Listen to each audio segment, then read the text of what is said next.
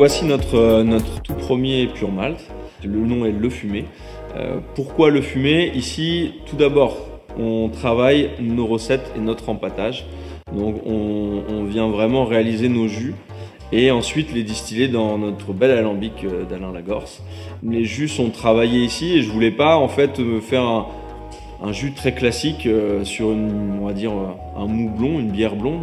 On a voulu directement travailler sur des notes moi que j'adore dans les spiritueux, qui sont les notes de cacao qu'on vient trouver des fois, de café sur certains rhums, martiniquais notamment, un peu élevé longtemps sous bois. Et comme j'aime beaucoup ça, j'ai voulu le retranscrire et le travailler sur les whiskies. Et donc on est sur 100% orge maltais. Et dans ces orges maltais, on a travaillé à la manière d'une bière. Ça aide d'avoir un beau-frère brasseur. Une bière ambrée, une bière brune même. On est sur des maltes spéciaux qui accompagnent, qui n'ont pas de sucre, donc ils n'apportent pas beaucoup d'alcool, mais en revanche, ils apportent beaucoup de goût.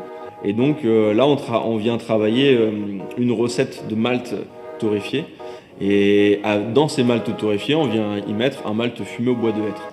Donc on va avoir des notes légèrement fumées, légèrement bois de hêtre, mais aussi entourées de beaucoup de notes céréales, cacaotées. Et un petit peu café, un peu biscuit. Et donc là, on a donc ce premier Pure Malt, on est sur un an et demi de fût généralement. Pour ça qu'on a un adolescent sur l'étiquette.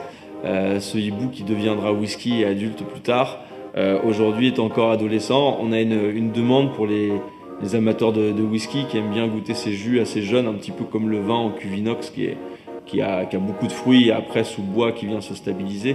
Là pareil, on va avoir beaucoup de grains, beaucoup de céréales, un produit assez frais, assez aromatique et qui se stabilise là au fur et à mesure avec le whisky.